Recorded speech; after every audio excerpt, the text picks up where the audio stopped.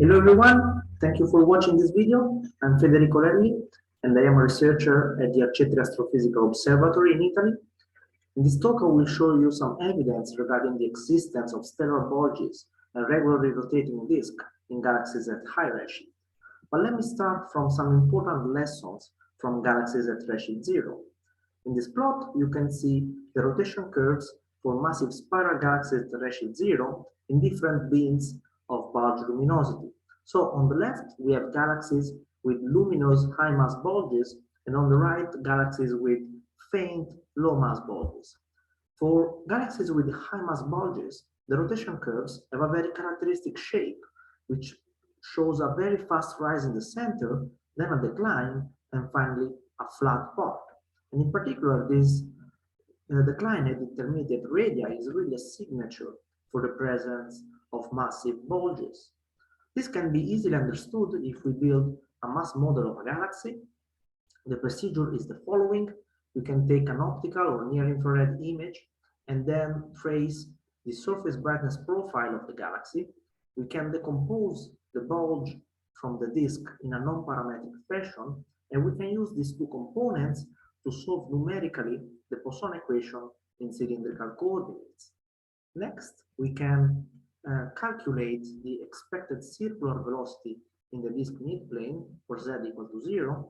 And finally, we can find the total expected circular velocity from the baryonic components of the galaxies by summing up over the gravitational fields. And in general, we have three main baryonic components: the stellar bulge, the stellar disk, and the gas disk.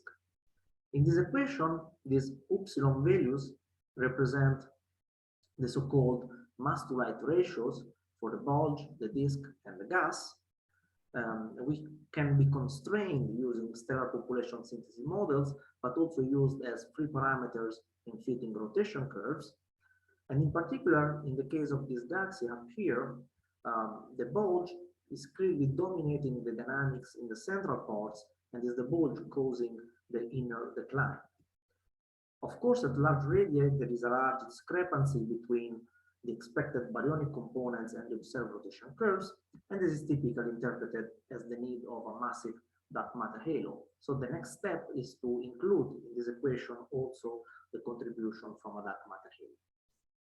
This type of rotation curve fitting has been done for hundreds of spiral galaxies at redshift 0, in particular in the SPARC database that have been building over the past years. We have been fitting 175 disk galaxies of very different masses and morphologies, but here I'm just focusing on 8 galaxies with central important bulge components. And you can see at the top that in these cases, the inner decline is always driven by the bulge component in pink. But there are also cases, as the one shown in the bottom panels, in which the rotation curve is relatively flat, and the flatness is driven by the sum of the central bulge plus the stellar disk. So the idea is that we can use the gas kinematics in order to identify and weight the bulges inside galaxies. When we move to high redshift, however, we typically cannot access all the gas tracers that we do have at redshift 0. In fact, between redshift, let's say 0 and 0.5, we can access a variety of tracers such as ionized gas using the Balmer optical emission lines, molecules using CO transitions, as well as atomic gas using the H1 line at 21 centimeter. When we go to high redshift, let's say between 0.5 and 4, roughly speaking, we can access the redshifted H alpha and oxygen 3 lines, as well as IJ CO lines. And finally, at very high redshifts, above redshift 4, ALMA has opened up an entirely new window to study gas kinematics in galaxies, thanks to the emission line of ionized carbon at 158 micron, the so-called C2 line, which is a tracer of atomic, molecular, and ionized gas in galaxies. So in this talk, I will present you some case studies of 3 galaxies with high resolution and high quality ALMA data. In this plot, you can see the frequencies covered by ALMA versus redshift and the different lines indicate the visibilities of different emission lines. In particular, I will show you first galaxy at redshift 1.5, for which we used ALMA band 3 and ALMA band 4 to detect and spatially resolve the CO221 and CO322 lines. Then a second galaxy at redshift 2.2, for which we have used the same ALMA bands to detect the CO322 and CO423 lines. And finally, a galaxy at higher redshift, around 4.8, for which we have very good C+ data at 158 micron using ALMA band 7. But let me start from the first galaxy. So here on the top, you see the CO322 data, and at the bottom, the CO221 data. On the left is the moment zero map, which is essentially the gas distribution. And you can see that at our resolution, the gas distribution is very smooth. There are no very massive clumps or very irregular structures. In the middle, you can see the velocity field, which is also very regular, typical of a rotating disk. And on the right is a position velocity diagram along the major axis of the galaxy. So essentially, along the y-axis, we have the distance along the gray line, whereas along the y-axis, we have the velocity along the line of sight. The blue color scale represents the data, and in particular, it shows the characteristic shape of a rotating disk with the a receding and approaching side. The red contour is our best fit three-dimensional rotating disk model to the full data cube, and the red circles show our best fit rotation curve. So you can see that the rotation curve is approximately flat with a rotational speed around 340 kilometers per second. And surprisingly, we find that the velocity dispersion must be very small, actually smaller than our spectral resolution of 30 kilometers per second.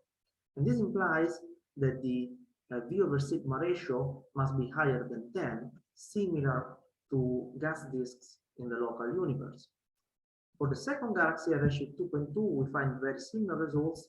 Here at the top, you can see the CO423 emission, and at the bottom, the CO322 emission. Again, we have a very smooth gas distribution, rotating disk, which are well described by a simple rotating disk model with a relatively flat rotation curve. In this case, the rotation speed is around 300 kilometers per second. Again, the velocity dispersion must be smaller than our spectral resolution, which implies that the V over sigma ratios must be higher than 10, similar to local gas disks. Next, we can use the available HST images to perform surface photometry.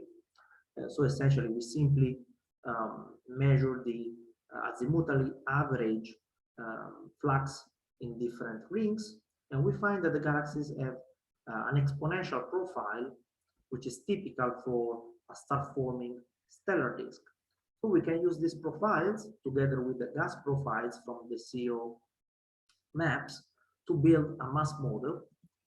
And what we find is that if we use a mass model with just the gas disk and the stellar disk, it completely fails to reproduce the observed kinematics. In particular, the shape of the rotation curve from this simple mass model is completely different from the observed shape of the rotation curves. To improve the mass model, what we need is to add a inner central compact mass component. So in particular, we have added a bulge using a Demacular profile with an effective radius which is significantly smaller than the point spread function from HST.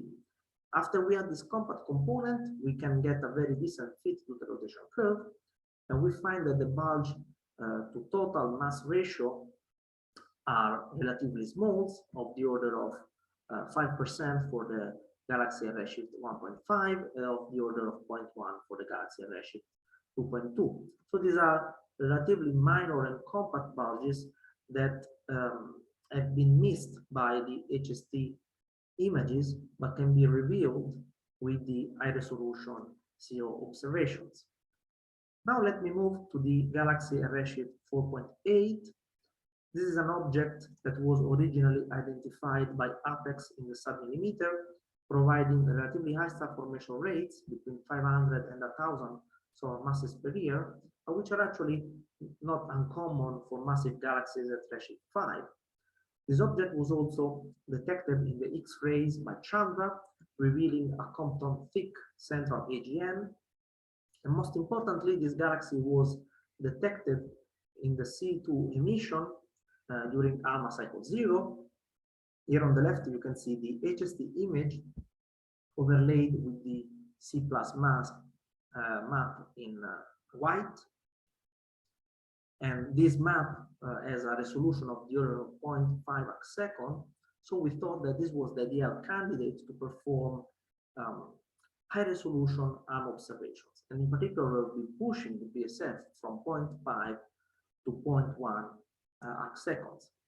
This is the outcome of our observations, really beautiful maps with a resolution of 700 parsec. On the left, you see the ALMA continuum that traces hot dust heated up by young stars. In the middle, the C plus distribution, and on the right, the C plus velocity field. I want to stress that this is our resolution element, so we have more than 45 independent beams across the C plus emission. And this indicates, without any doubt, that there is a very regular rotating disk, which is quite symmetric between the approaching and receding sides, and therefore, the effect of stellar and AGN feedback on the cold ISM must be relatively minor, despite the high amount of energy that must be injected by the high star formation rate and the central AGN. The cold gas disk kinematics remain relatively regular. So we can then model the gas kinematics using a simple rotating disk. This is the outcome. These are again position velocity diagrams along the major and minor axes of the galaxies. On the left, you see the observations. In the middle, our best fit disk model, and on the right, the residuals, which are essentially consistent with the noise. You can also look at the residuals in 2D. So here on top, we have the gas distribution, and then on the bottom, the gas velocity field. In the middle is our best fit axisymmetric model. And so on the right, you can see the non-axisymmetric structures present in the galaxies. And in particular, we clearly detect some structures which have a arm-like morphologies suggestive of spiral arms. And in particular, this arm in the north correspond also to an enhancement of residuals in the velocity field. Finally, we can build a mass model using the observed rotation curve. And again, we find that we need a central bulge component in order to explain the overall declining shape of the rotation curve. But in this case, the bulge is very massive, with a bulge to total ratio of the order of 0.4. So it's clear that this galaxy must evolve into a massive bulge-dominated galaxy at redshift 0. Another important result of this work is that we can trace the velocity dispersion profile thanks to the high angular resolution, and we can measure the variation of the V over sigma ratio versus radius. And we find that the V over sigma ratio is of the order of 10 through the entire disk and could be even larger in the outer parts. So clearly this disk is fully rotation supported all the way up to redshift 5. Actually, dynamically cold disks may be common at redshift higher than 4. This is the work of Francesca Rizzo and collaborators, in which you see the V over sigma ratio as a function of redshift. The different shaded regions represent the predictions from different cosmological simulations, whereas these points up here is a compilation of various galaxies observed with ALMA at high resolutions. In particular, this diamond is the galaxy that I've just shown in the previous slides. And so you can see that there is a population emerging of galaxies with V over sigma ratio of the order of 10, which are comparable to the V over sigma ratio of galaxies at redshift 0. So what did we learn in this talk? First of all, compact bulges between redshift 1 and 3 may have been missed by HST images, but they can be revealed by cold gas kinematics.